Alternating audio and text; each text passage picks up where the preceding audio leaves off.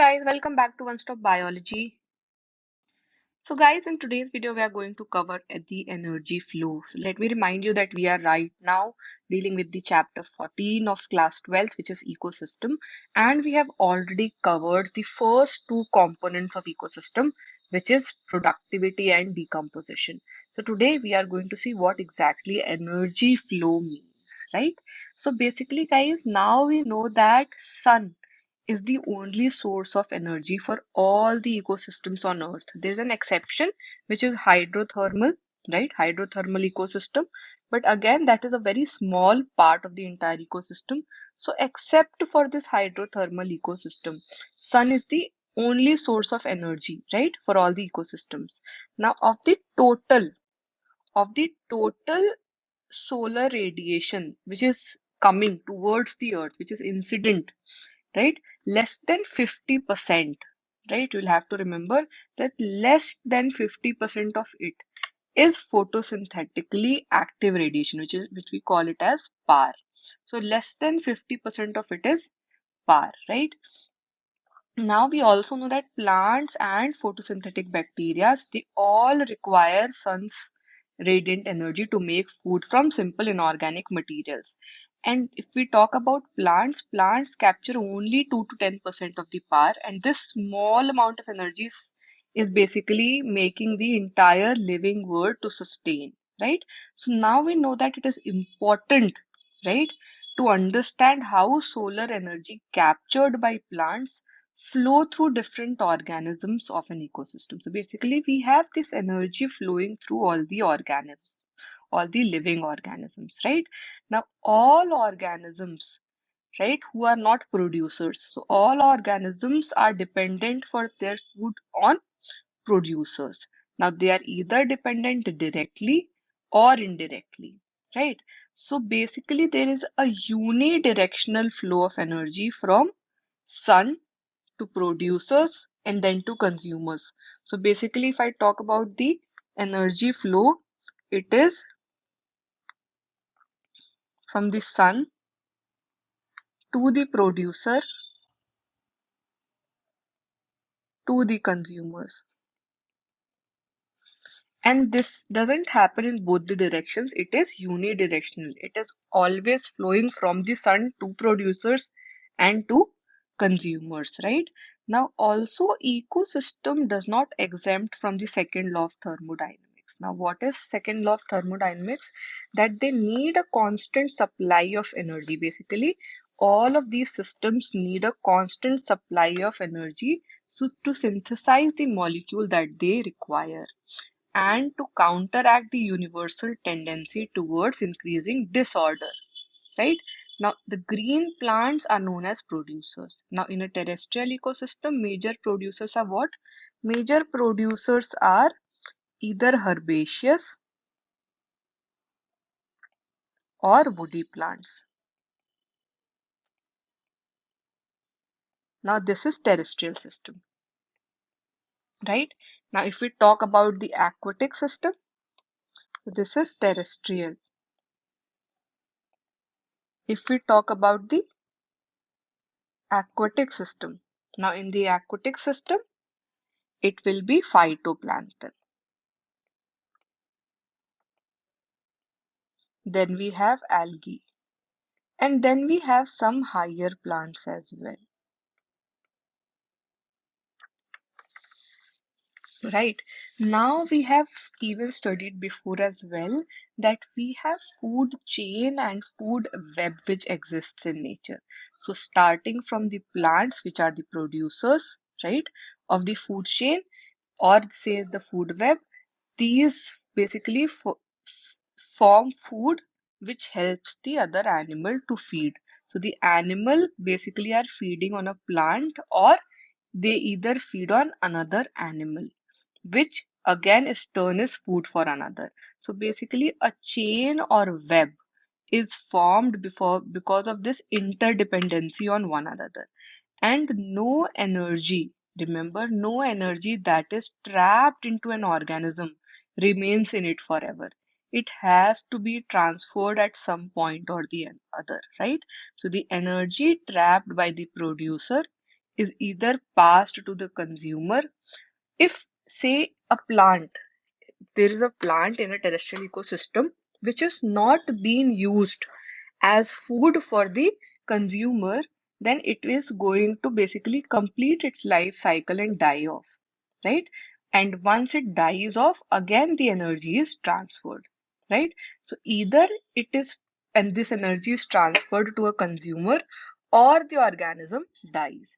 And again, death of organism is the part of detritus food chain that we studied in the previous video. So guys, if you have not gone through the previous video, please go through that as well, right?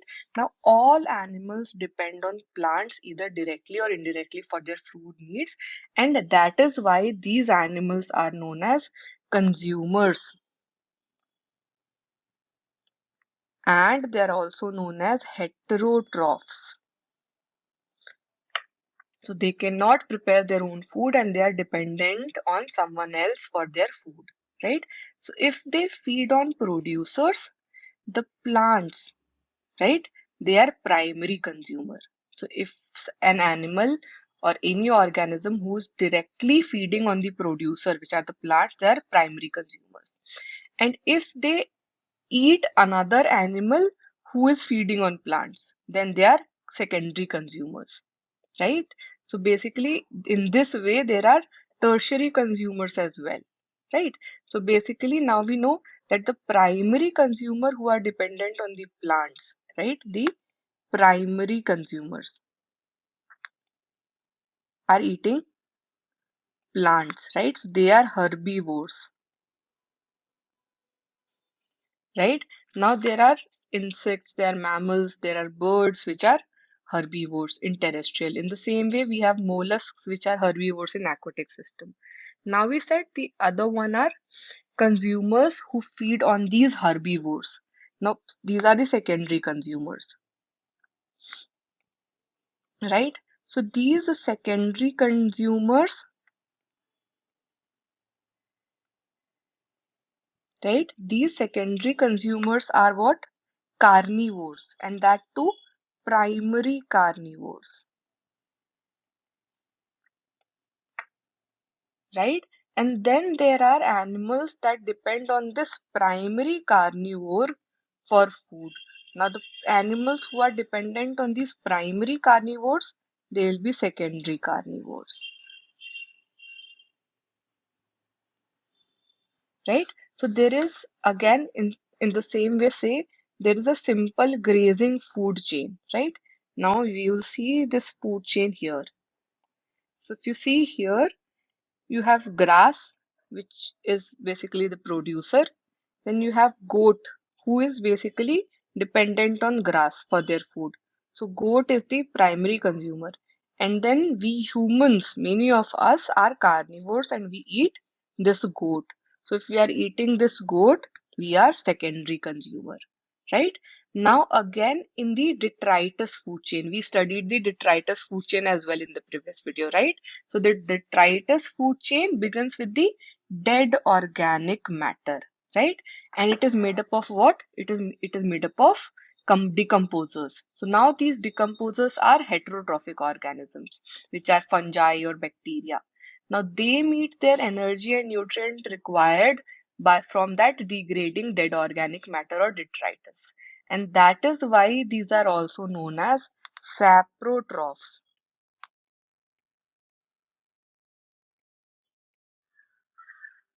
Right? So we have saprotrophs who basically get their nutrient from dead and decaying organic matter, right? So basically, sapro word means to decompose. Now these decomposers secrete what? They secrete digestive enzymes that breaks the dead and waste material into simple inorganic material which are absorbed by them, right? Now if we talk about an aquatic system, if we talk about the aquatic system, the grazing food chain, right? The grazing food chain is the major conduit of energy flow, right? However, if we see the terrestrial ecosystem, there is a much larger fraction of energy flow which happens through the detritus food chain rather than grazing food chain, right? So detritus food chain can be connected with the grazing food chain at some levels. That is true, right? And some of the organisms of, say, the detritus food chain can be preyed on the grazing food chain animals, right, in a natural ecosystem. So say there are animals like cockroaches, crows, which are omnivores, right? So these interconnections of food chain. So there are different food chains. Now these are again connected together. So these connections of various food chains is known as the food web, right? Now, guys, so you'll have to remember that organisms occupy a place in the natural surrounding. We all know that, right? So basically, in a community, according to their feeding relationships with one another, all of these organisms are there. They have a place in the natural surrounding. Now, based on the source of their nutrition or food, these organisms, they do what? They occupy a specific place in the food chain as well. And these levels, these various levels of in the food chain are known as trophic level,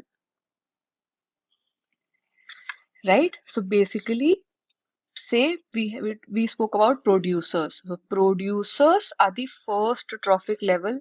Then we have consumers. Now in consumers we have primary consumers, so herbivores will be the second, and then we have carnivores, which are the secondary consumer to the third one, right? So if we talk about the trophic level, basically it will be something like this, right? So the first one is the producer, the primary producer, which is the first trophic level where we have plants, right? Then the second one is primary consumer, which is the herbivore, the second trophic level. Then we have secondary consumer, the carnivore, third trophic level. And then we have tertiary consumer, fourth trophic level, which is top carnivore. So now you see here, say grass, trees, phytoplanktons, all are first trophic level. Then we have zooplankton, grasshopper or cow, which are second. Then we have birds, fishes, and wolves. These are third. And then we have top carnivore like humans, like man or lion, right? Now, each trophic level, you'll have to remember that each trophic level has a certain mass of living material, right? So this mass of living material at a particular time is known as standing crop.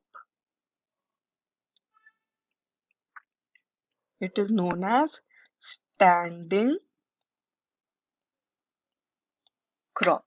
Now, guys, there is an important point to note here that the amount of energy decreases at successive trophic levels. So, say when any organism dies, it is converted to detritus, which serves as energy source for decomposers, right? So, organisms at each trophic level depend on those at lower trophic level for their energy demands, right? Now we said that each trophic level has a certain mass of living material, and this mass of living material at a particular time is known as the standing crop. Now, this standing crop, how will it be measured? It will be measured as mass of living organisms. So, biomass, right? So, we measure it in biomass or the number of organisms in a particular area, right? Now we always remember, we always measure biomass. We express it in the terms of fresh or dry weight, right? Now, if we talk about the number of trophic levels, so the number of trophic levels in the grazing food chain, it is restricted to the transfer of energy which is following, right? So basically, it is restricted to a 10% law. Now, what is this 10% law? It states that only 10% of energy is transferred to each trophic level from the lower trophic level, right? So basically, it's nothing like all the energy will be transferred to each and every level, right? This trophic levels follow what? They follow 10% law. And as per this 10% law, only 10% of the energy will be transferred to each trophic level from the lower one. Right? So guys, we have so many different levels and we have so many different types of food chain as well, right? So we have even seen example of say the grazing food chain or the detritus food chain. So these are all different type of food chains and then they are interconnected and this connection is known as food web, right? So if you see even here, let's see this last diagram. If you see this diagram,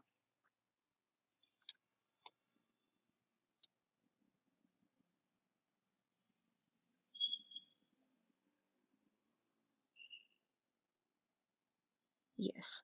Now here what we see is that here we have the sun, right?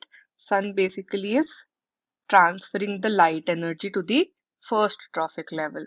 Now this is the first trophic level, which is producers, and these are plants.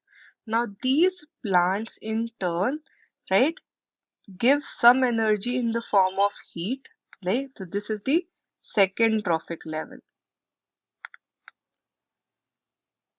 which is primary consumers, right? These are herbivores. So these produce the and these basically transfer the plant is transferring the energy to the herbivores, and then some of it is also dissipating through heat. Then comes the third trophic level, which is secondary consumer, carnivores. Right? So here again, some of it is being utilized by the carnivore and some of it is dissipating in the form of heat.